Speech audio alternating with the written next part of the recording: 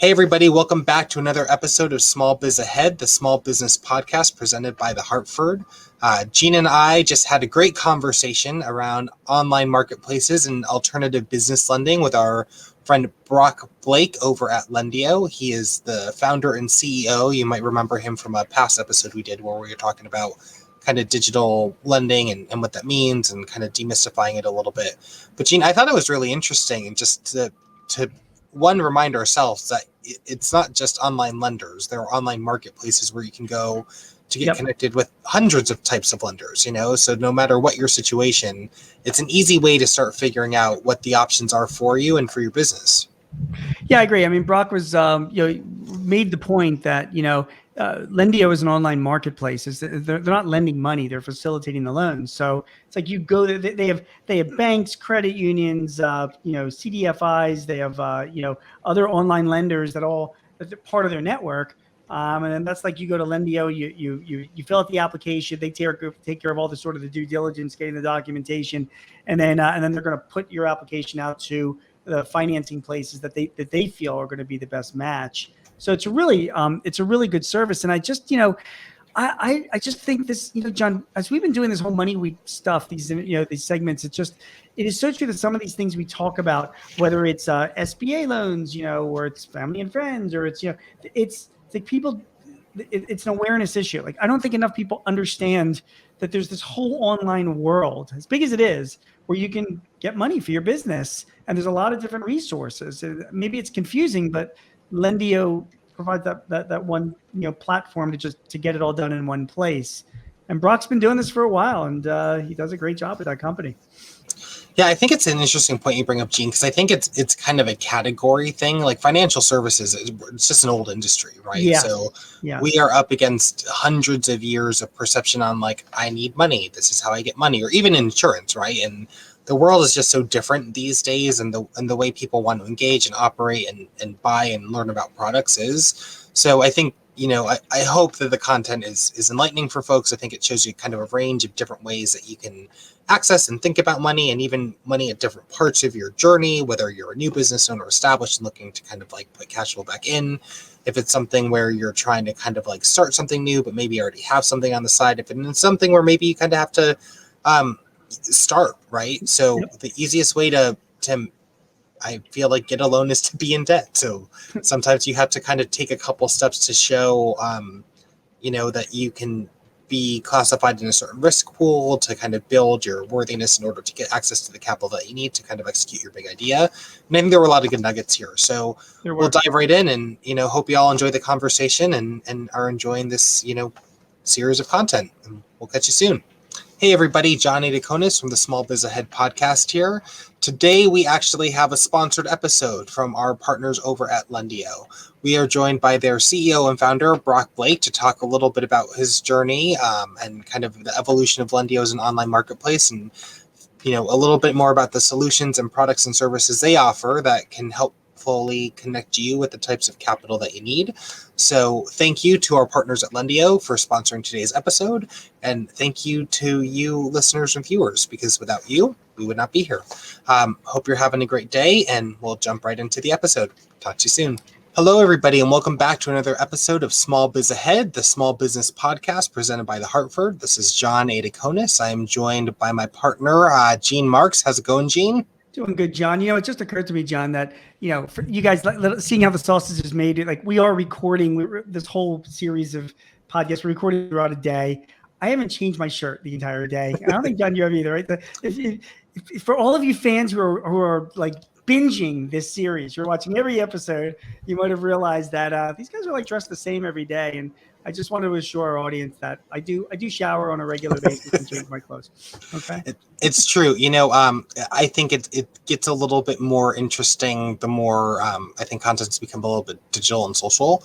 You get to see behind it a little bit. I did consider, should I bring a different shirt? Yeah. Should I move different backgrounds? Should I make it visually interesting? But we are doing this all together. So, one, I think it helps with the train of thought. Like, two, we can kind of talk about what we just learned in the next one, but we're here for Money Week, talking about a whole bunch of different ways that you can find different access to capital and cash for your small business. So whether that's a startup and you're looking at a loan from like the SBA or a traditional bank loan, maybe you are someone who has large scale clients and you're kind of paid on longer term, so you're considering factoring or you want to ask your friends or family for some cash.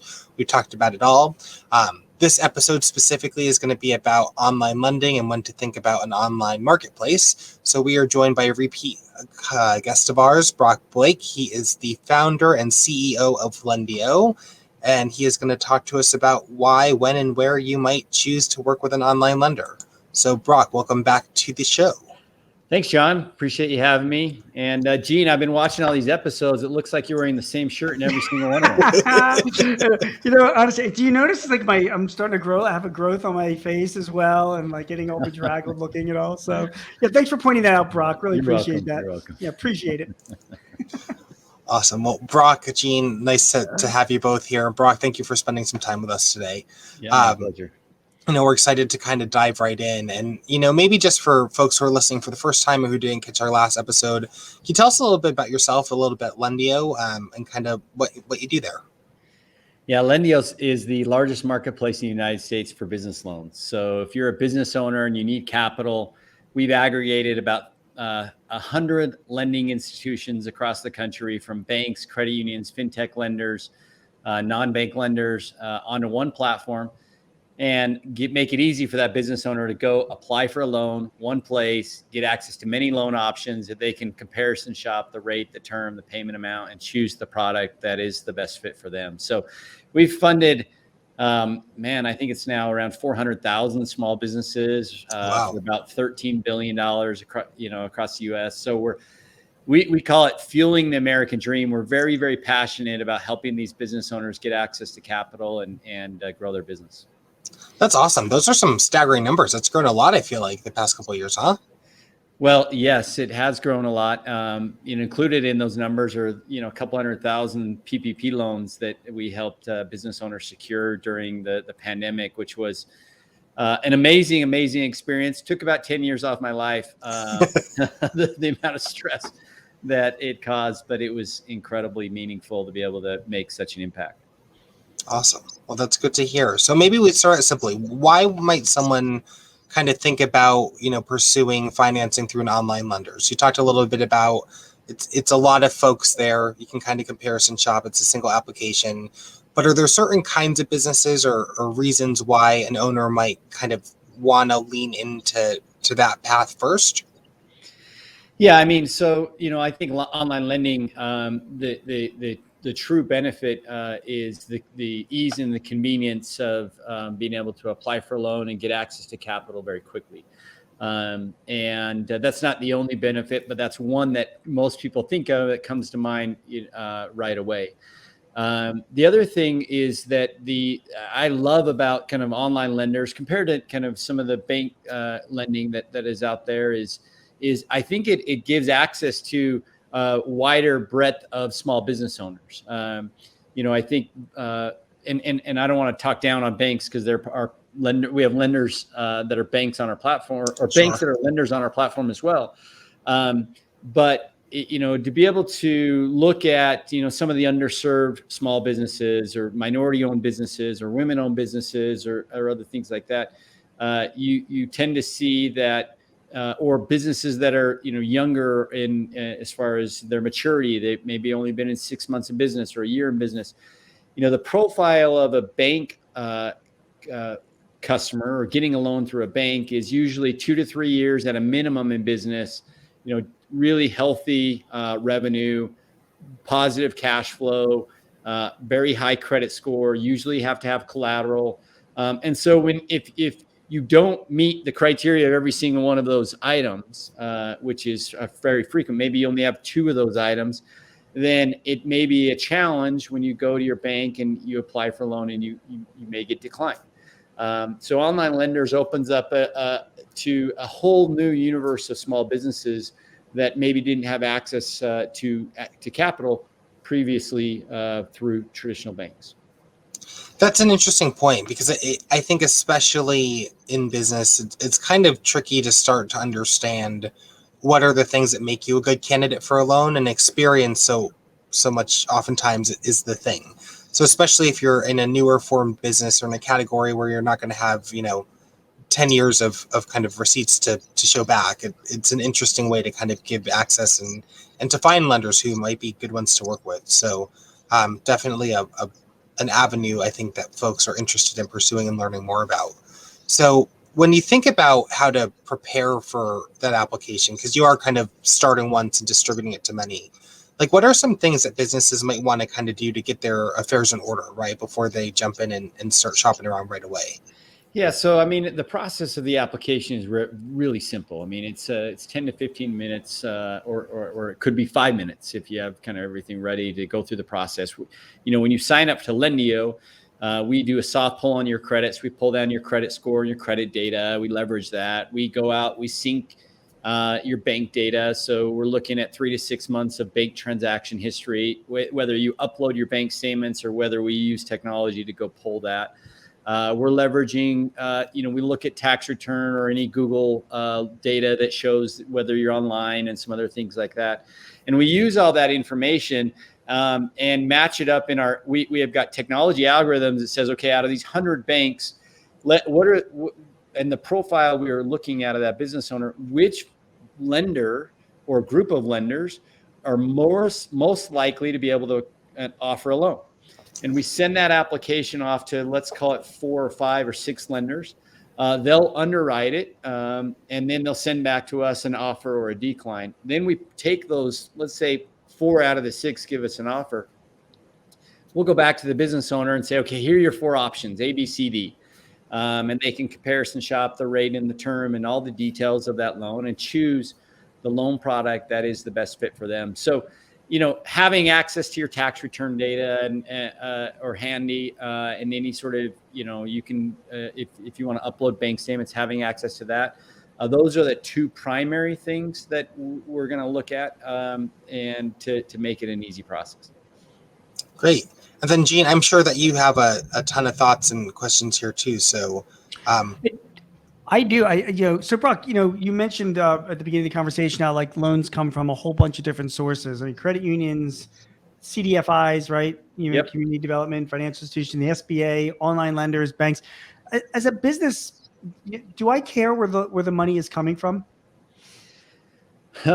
Honestly, most businesses don't care where the money's coming from. But should we? They should. Yeah. They should.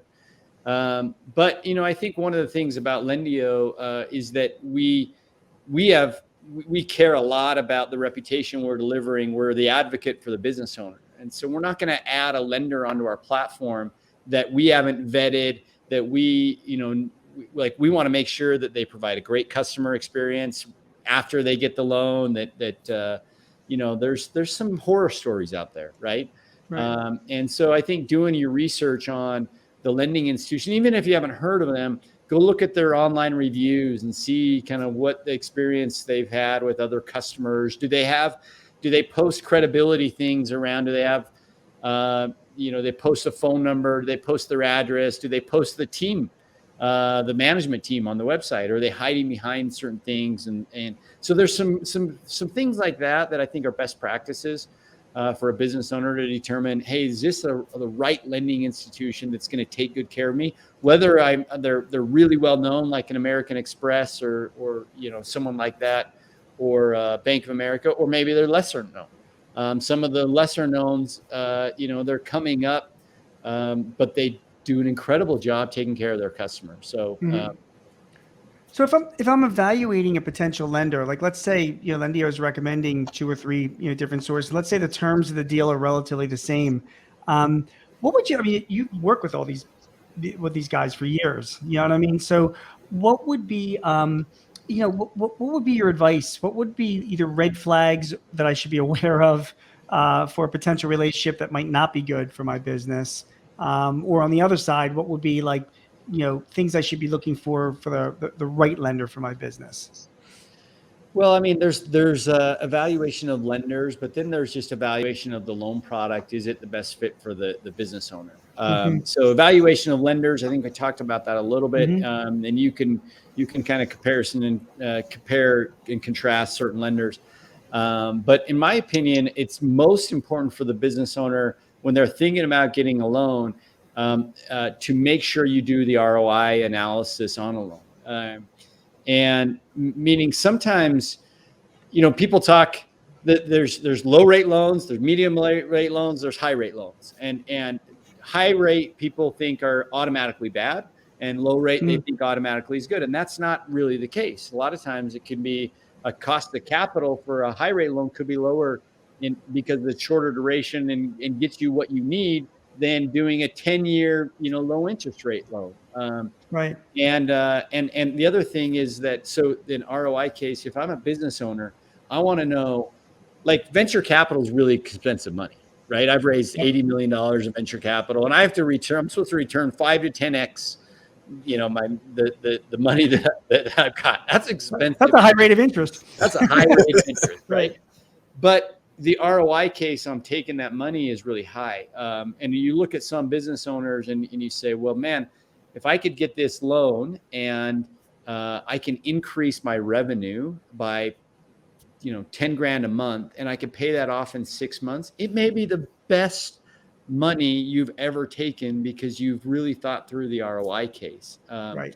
So I think it's more about, okay, let's look at that loan and let's apply it to my situation. Can this be good for me, or is it not? And if you don't want to get in that trap of like going and borrowing higher rate money to pay off lower rate money because you didn't do that ROI analysis early. That's the death spiral that business owners don't want to get themselves into. You guys are, Lindeo is not an online lender. You're a marketplace, right? Right. I mean, you facilitate this stuff, and I got to imagine it annoys you sometimes when people throw you into the whole bucket of online lenders. You know what I mean? There's like all these online lenders, including Lendio, and I imagine there are times you're like, no, guys, we're not a lender. We're like a marketplace, for these lenders. Wait, the online lending itself has always had like this stigma to it. I mean, this is a $20+ billion industry. This is like growing. There are people out, their businesses. It's a legit industry, but people are like, oh, there's high rates of interest, or there's sharks out there, or people take advantage or whatever. What do you think are some of the misconceptions about the whole online lending marketplace that you think should be cleared up for a business, before they dive in? Man, how much time do we have? Yeah, right.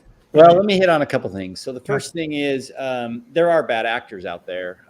And so I want to acknowledge that. And again, some of the things we talked about earlier, looking at the legitimacy, the reviews of lenders, that those bad actors give a really bad name for some incredibly reputable, top service online lenders. Right. And so that's number one. Number two is, the online lenders are really, trying to fill a gap.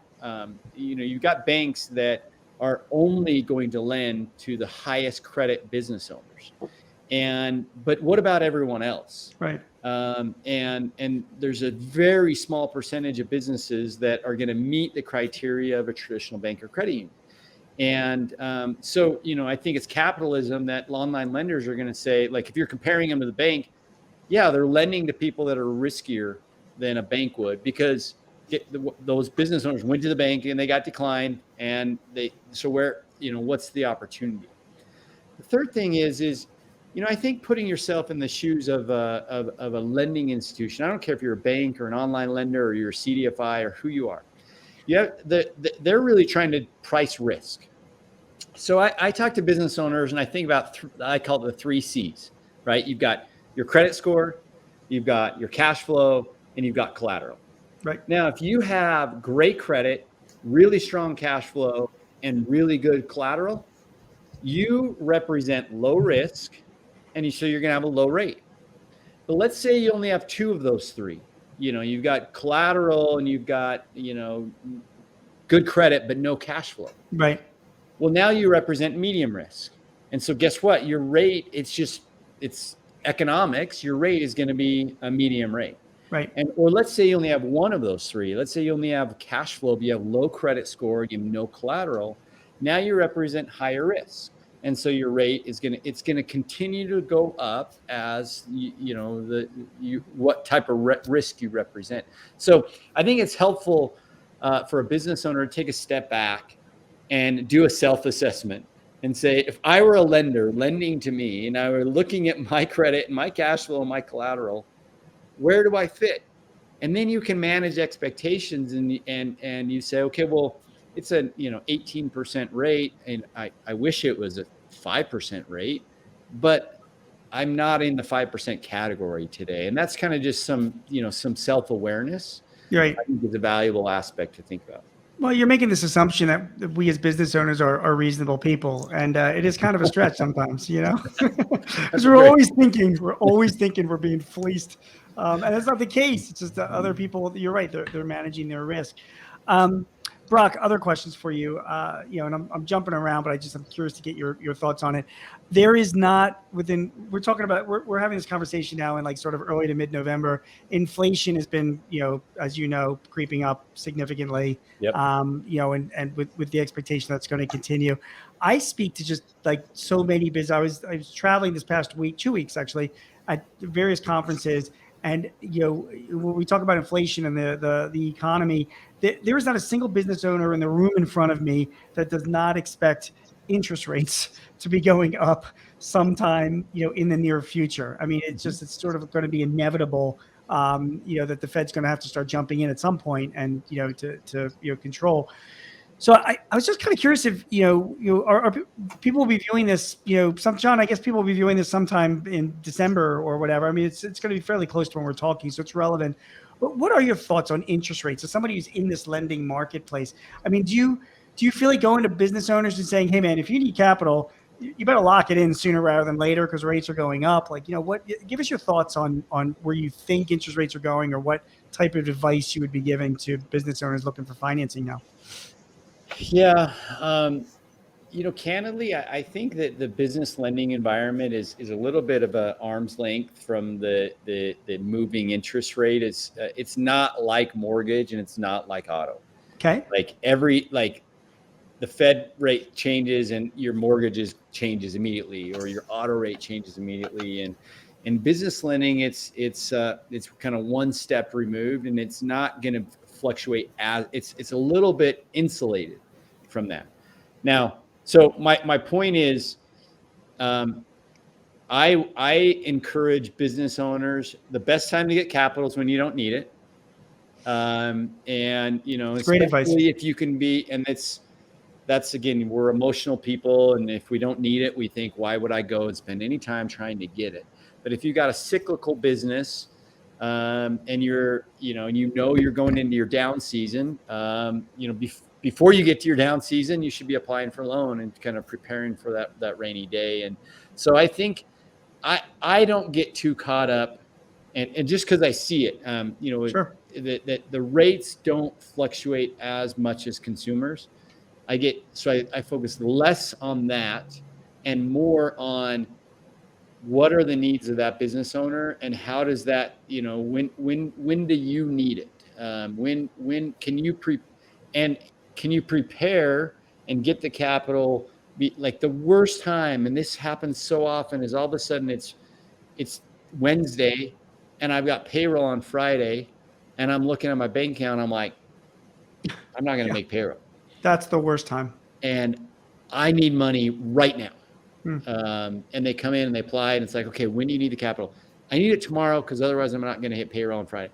Like, that is the worst time to, So anyway, I know I'm skirting your question around around rates, but I just because we track it pretty closely, and it's not directly tied as much as mortgage and consumer. And it's a really important point you're making, because you just said just a few minutes ago that, lenders make the decision based on risk, So yeah, there is a cost to capital to them. If interest rates go up, it's going to cost them a little more, but the lion's share of their rate decisions are really based on the risk of the business they're lending to, not what the Fed is doing and not what prevailing interest rates are. Exactly. Right? Exactly. Okay. So if you want the best rate, don't worry about what the Fed's doing. Go when you don't need it. Yeah. that's where you're going to get the lowest cost of capital. Yeah, or take care of your own business and make sure that you're as least a risk as possible to somebody who wants to lend you money. So it's important.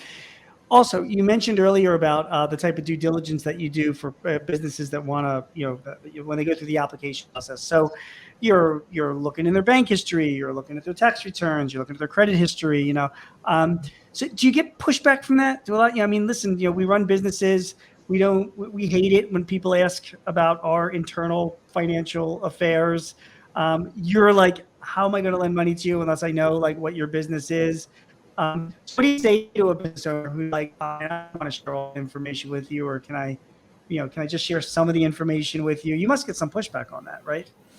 Yeah, we get some pushback and a little bit, but I think it's fairly well understood that if you're seeking a loan, there's some information that you have to provide. You can go and kind of kick tires and say, well, I just want to know if I'm gonna, be in the ballpark or what my rate's going to be or other things like that. And we can do some of that without, getting all the information. But for the most part, if you want a real offer and know, kind of exactly where you stand and you're going to be able to get a view of 3 to 5 lenders that are presenting you rates and terms that you can choose from in different loan sizes.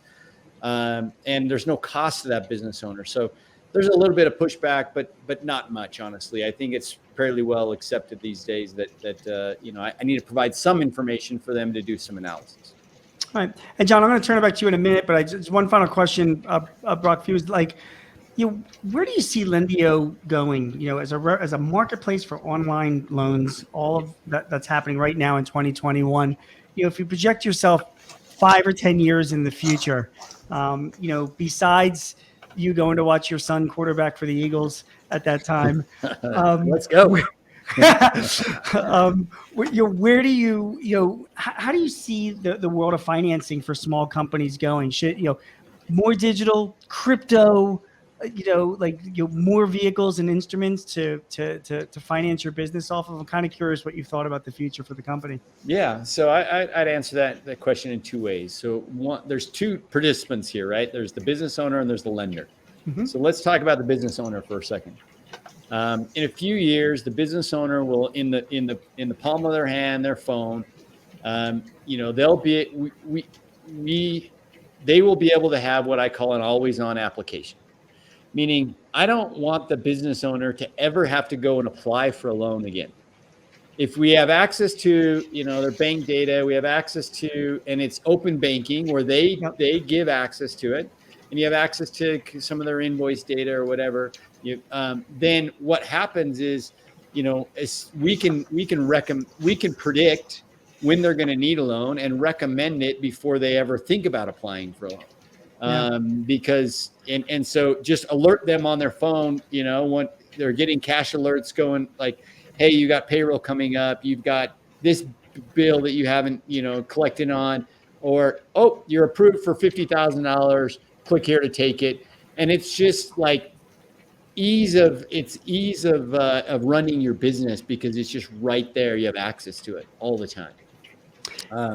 So that's certainly coming. I mean, we're very close to doing that right now. We got 50,000 business owners that are using our what we call Sunrise, which is our cash flow technology that syncs with their bank account, works with their invoice tools, and now we can help them get the best capital, the lowest rate, at the best time when they don't have to think about it. So that's number one.